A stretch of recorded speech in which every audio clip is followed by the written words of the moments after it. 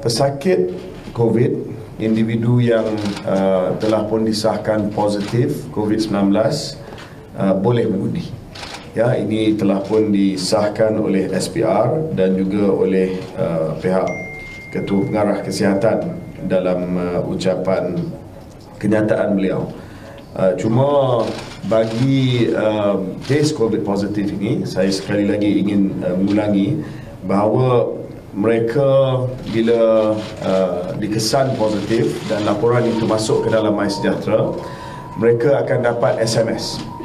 Mereka akan diberikan SMS dengan pautan. Bila klik pautan tersebut, maka mereka akan dapat maklumat tentang garis panduan pembuangan undi bagi individu positif COVID-19.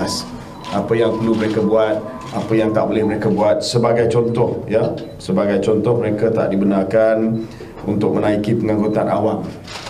They have to figure out their own transport. Mereka diwajibkan, ya, positif COVID patients diwajibkan memakai pelitup muka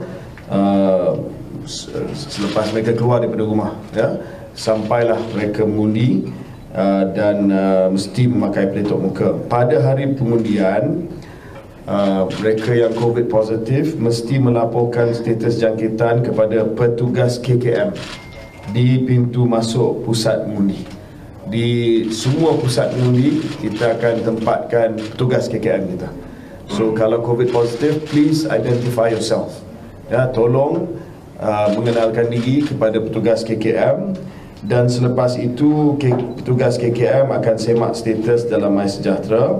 Dan semalam saya sebut tak ada saluran khas untuk mengundi positif COVID. Maknanya dia pergi saluran biasa. Tetapi pesakit COVID-19 ataupun yang positif COVID-19 akan diiringi oleh petugas KKM sehingga pintu masuk bilik mengundi.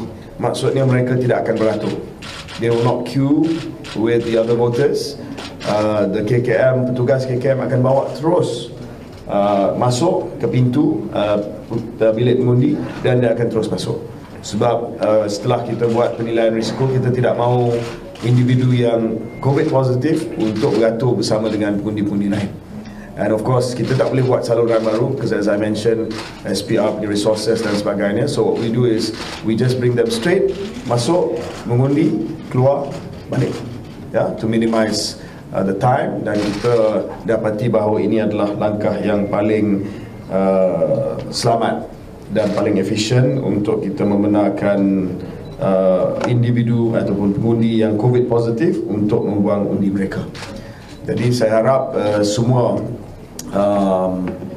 petugas KKM faham tentang SOP ini. Semua petugas SPR juga telah pun diberitahu tentang SOP ini, what to do.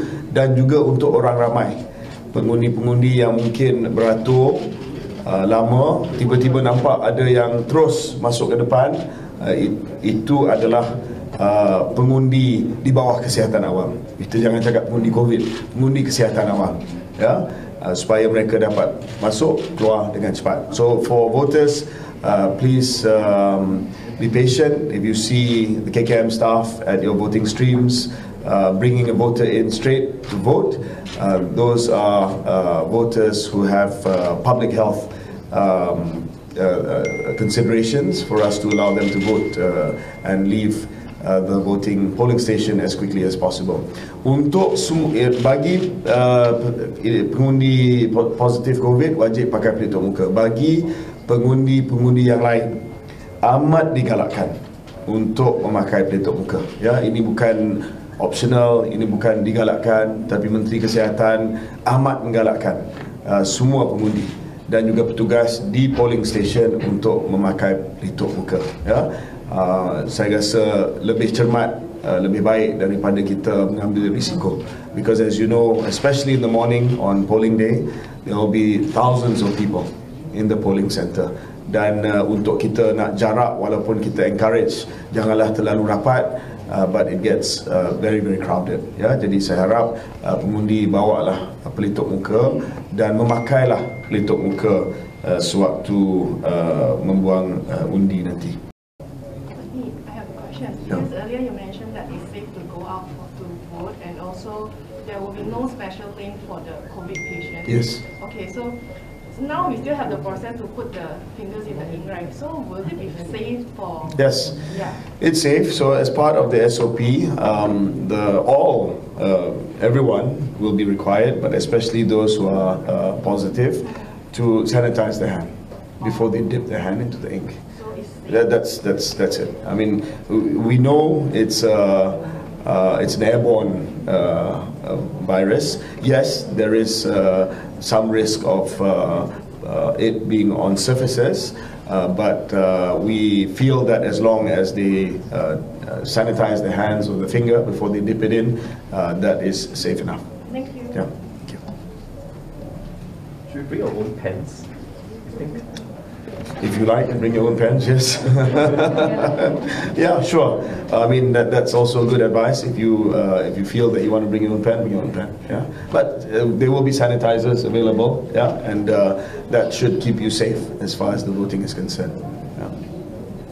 But it's the mask. That's the most important thing. It's mask. That's the most important thing.